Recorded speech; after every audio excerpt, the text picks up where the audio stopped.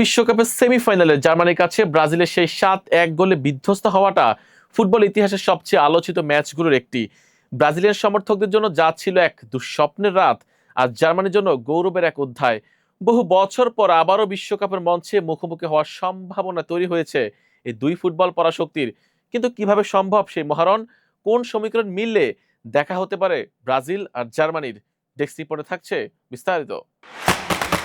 2014 সালের সেই রাতটা নিশ্চয়ই মনে আছে। নিজেদের ঘরের মাঠে বিশ্বকাপের সেমিফাইনালে জার্মানির কাছে 7-1 গোলে বিধ্বস্ত হয়েছিল ব্রাজিল। ফুটবল ইতিহাসের অন্যতম স্মরণীয় এবং বেদনাদায়ক ম্যাচ হিসেবে আজও আলোচিত সেই মহারণ। এরপর দীর্ঘ সময় কেটে গেছে, দুই দলে দেখা হয়েছে মাত্র একবার। বার্লিনে অনুষ্ঠিত এক প্রীতি ম্যাচে গ্যাব্রিয়েল জেসাসের একমাত্র গোলে জার্মানিকে হারিয়েছিল ব্রাজিল। কিন্তু বিশ্বকাপের মঞ্চে আর মুখোমুখি হয়নি দুই পরাশক্তি। তবে এবার আবারও তৈরি হতে পারে সেই প্রতীক্ষিত লড়াই। বর্তমান টুর্নামেন্টে ব্রাজিল রয়েছে গ্রুপ সিতে আর জার্মানি গ্রুপ ইতে।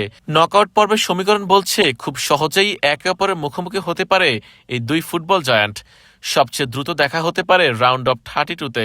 সেক্ষেত্রে জার্মানিকে হতে হবে নিজেদের গ্রুপে চ্যাম্পিয়ন, আর ব্রাজিলকে গ্রুপে তৃতীয় হয়ে সেরা তৃতীয় স্থানধারীদের একটি হিসেবে নকআউটে উঠতে হবে। তবে সম্ভাবনার ধার এখানেই শেষ নয়। দুই দল যদি নিজেদের গ্রুপ থেকে প্রথম কিংবা দ্বিতীয় হয়ে নকআউটে ওঠে, তাহলে ভিন্ন পথ ধরে এগিয়ে গিয়ে পরবর্তী রাউন্ডগুলোতেও তাদের দেখা হতে পারে। আজ যদি ব্রাজিল ও জার্মানি দুদলই দুর্দান্ত পারফরমেন্স ধরে রেখে একের পর এক ম্যাচ জিততে থাকে, তাহলে ফুটবল বিশ্ব উপভোগ করতে পারে আরো বড় এক নাটকীয় অধ্যায়, সেমিফাইনাল কিংবা ফাইনালে মঞ্চে ব্রাজিল বনাম জার্মানি। তাই এখন একটাই প্রশ্ন, আবারও কি দেখা হবে 7-1 ব্যবধানে দুই প্রতিপক্ষের? আজ যদি তাই হয়, তবে কি ব্রাজিল নেবে প্রতিশোধ, নাকি জার্মানি আবারও লিখবে নতুন ইতিহাস? ফুটবল বিশ্বের চোখ এখন সেই সম্ভাবনার দিকেই। আরিফুল ইসলাম, ইয়ান স্পোর্টস।